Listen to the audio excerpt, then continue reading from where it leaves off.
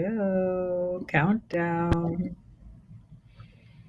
Okay, so we are live. Come on. How are you Hi, this morning? I'm good. And you?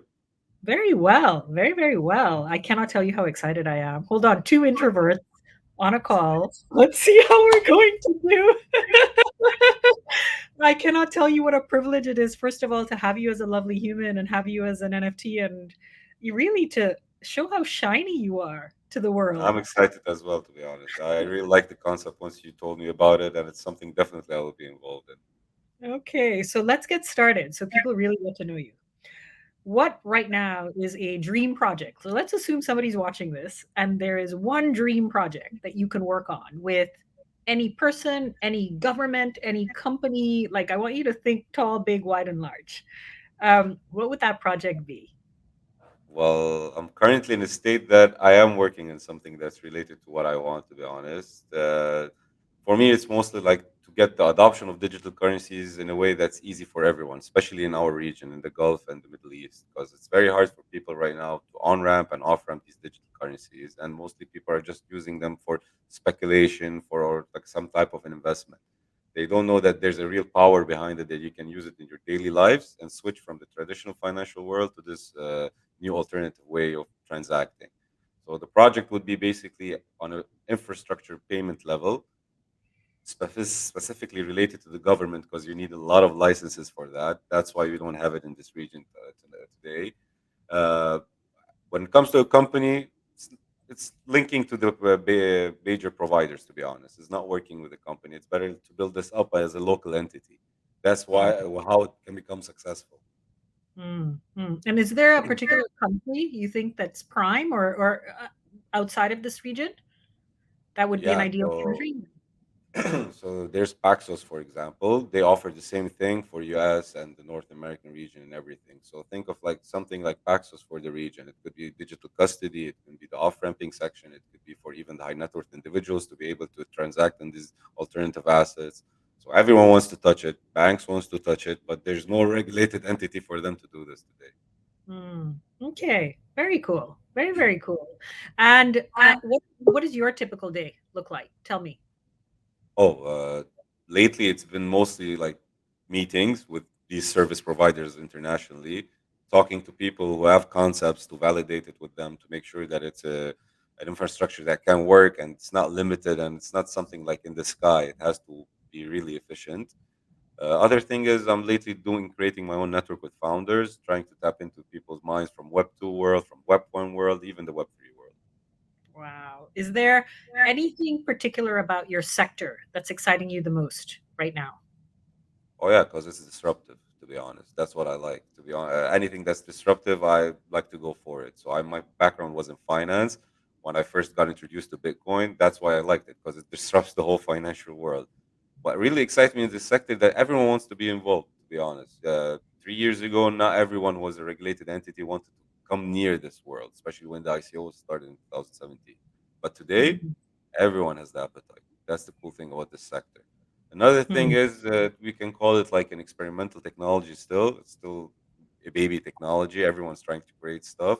So that's something that I really like in this sector because once you experiment, you find new concepts, even you have your own principles, you have to change them, you have to adapt. So this thing is always interesting for me. mm. Very, and you actually teach this stuff also, right? I remember Yes, that. So yes. tell me about this teaching side of you. So I've done my master's in blockchain and digital currency. So because of that, I've developed my own curriculum. It's advanced and you can say intermediate. So today anyone can learn about blockchain through internet surfing or even go to YouTube. But no one tells them really like what's the limits of this blockchain world. Do I really need to tokenize my business? Do I really need to use the blockchain when we have web cloud services? So my thing when I used to teach people like lawyers or data scientists or even executives is for them to understand if they need it in their ecosystem, current ecosystem, and how they can work with it. Does it really add a new stream for them, a new community-based aspect for them?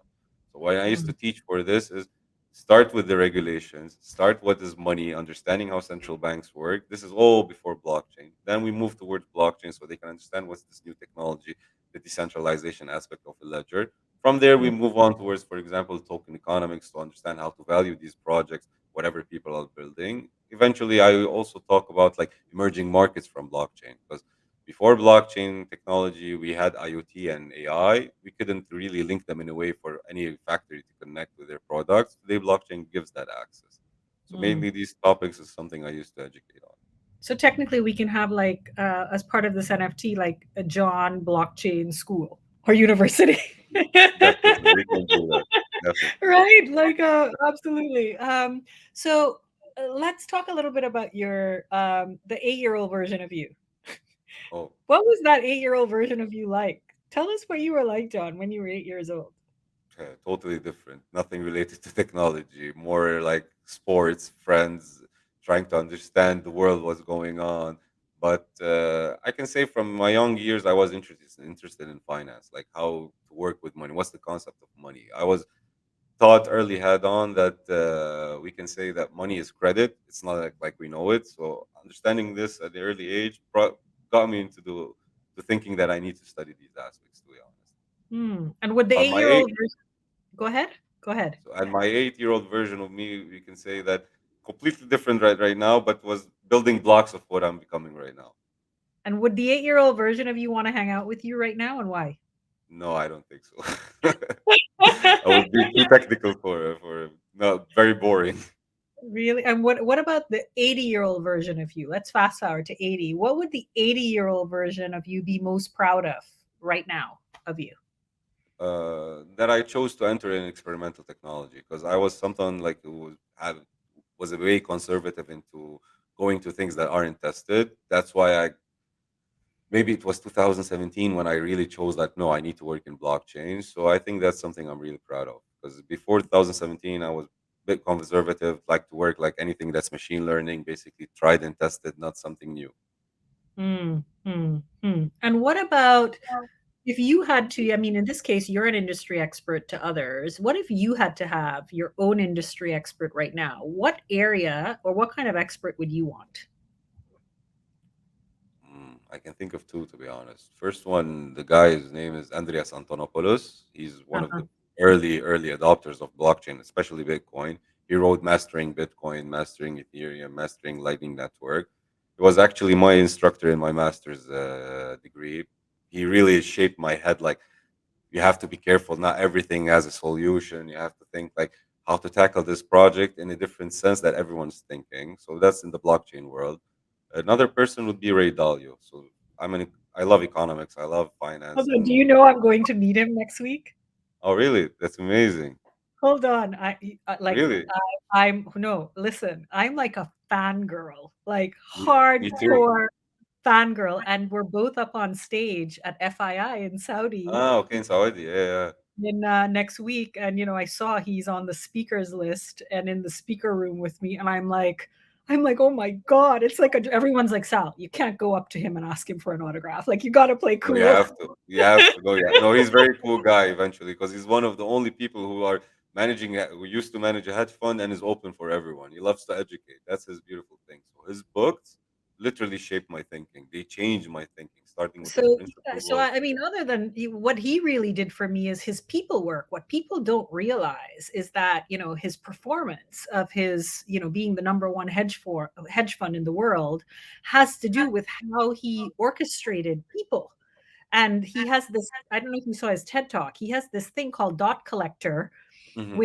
which actually shaped my entire product build at GLEAC. So this whole thing about industry experts, which is like Yep. yourself, of giving people feedback of where they stand on things comes from him.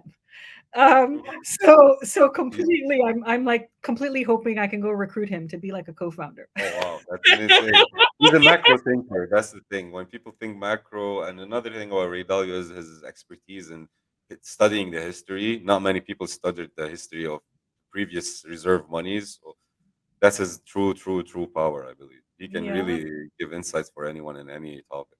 Yeah. And what is if right now, someone watching, they wanted to think of like what are three exciting use cases of blockchain right now? What are like three exciting or a couple of exciting use cases you can tell people about? Sure. So number one is what everyone knows, which is payments. That's what eventually it started as. We have to. be clear about it that having a payment trail using the blockchain adds a new layer for us on the internet. We're the first time transacting value of the internet. So this is a major use case. Another big major use case would be is the integration and removing the border aspect. So cross border people sharing digital signatures, sharing digital assets. This talk of metaverse today that we have, all these inexperiences, this couldn't be accessible without the blockchain technology because we need a layer that's trustless and permissionless for everyone. Another Mhm. use case, I believe, are NFTs, to be honest, because NFTs is a new way for us to increase our value over the internet. So we're used to social communication or social media, but NFTs adds a new layer of encryption for our identity over this communication internet level. So I believe these three are some things right now being worked on, but in the future there will be much more. There's a lot of use cases we can think of, from creating a loyalty community, going towards like even the festivals to be integrated over the blockchain. Even your let's say your daily life can be, you can save stuff on the blockchain for the future, your grandchildren or even your grandchildren to have access to, if you give them your private keys, for example. Doesn't have to be money, it could be anything. Wow. So it's almost like time capsuling Yep, parts 100%. of your right, and that's very, very cool. So It's what you said almost is very true because the number one thing in blockchain is timestamping. So what we do is when you broadcast this transaction, it's getting timestamp on a specific date and time, and this cannot be changed or modified. It's immutable. So basically, mm, 100% is the time capsule that saves this mhm. entry, and we can save it's like it's a new accounting record. We're used to debit and credit in accounting. Now we have debit and credit and a third accounting record, which is encryption using timestamping. So this is the I basically love that. I love that. I love that. That was good. So what is the thing you love most about yourself, John? myself. Yeah, tell me the thing you love most about yourself. The quality you love about yourself. That I have depth, to be honest, because I like to read research papers, so I can tackle any topic with any person based on my background. It's not just finance. So I have depth in several technologies when it comes to even developing. So it's easy for me to converse with people who have no clue about the topic and make them understand it. This is what I like, and this puts me on a new stage with everyone I interact That's awesome. So hold on, AKA it's called nerdiness. with. It's called nerdy. It's why you and I get along so True, well. true. And what is the one thing you would want to work on yourself? Like, let's say, GLEAC is all about human skills. Like, what is the one human skill that you're like, you know what, I need to get better at that? What would that be? Uh, I'm more on a one-on-one person. So let's say I'm talking or conversing or educating person, I'd rather be one-on-one. So the only thing I'd rather be better at is with groups. So I've done with Okay. workshops and stuff, but I've never seen like real value in it because people tend to lose their mind and start to drift. So that's why I prefer one-on-one. If I find a way to up myself in workshops and in conferences, that's something I really would like to Okay. Okay. So hold on. We will start putting you up on a stage all over the target. place. If I have time, for sure. If I have time. So you know what, John? What an absolute I think anyone who ends up with your NFT, and you know what? It's so interesting. I don't know if you've listened to the other interviews, but Yeah, I listened to a couple, to two yeah, with but I think you and our Japanese, I don't know if I think you and him would get along really great. So anyone who gets John's NFT also gets to be a part of this great community. And I think actually the group of you guys, like our fintech blockchain group of you, like Lars, yourself, Javanshire, I think all of you literally can guide a government and guide countries and guide systems with the expertise. So John, absolute privilege to have you. Absolute, I can't tell you, like heartfelt, thank to you. be keeping company with you. And for all of you watching, John is from the region, and it's so lovely to have an expert from the region doing incredible work in the space with such depth. So thank you, John, for joining Or us. thank you also for creating lovely humans because, like we're saying, time stamping, you're time stamping our time, exactly, our valuable time. So, this is Absolutely. Can I something tell very you? innovative. And I hope that I can build it into I don't know if you saw our roadmap, taking all of this and building it to the first museum of wisdom that will Yep, exist in metaverse yep. of human ingenuity, right? Like I have big plans for you guys, so I can't And, wait. and this will stay for centuries and anyone can get access to it. That's the beautiful part. Absolutely. I mean, absolutely. Think about how do you access experts today? You go and look at Wikipedia. What if we are able to change all of that through an interactive experience with their bodies of work and how they think and their, that's really what we're building. So really exciting, really exciting. All right, John, get back to work. Have a good All day. right. You too. Bye. Bye.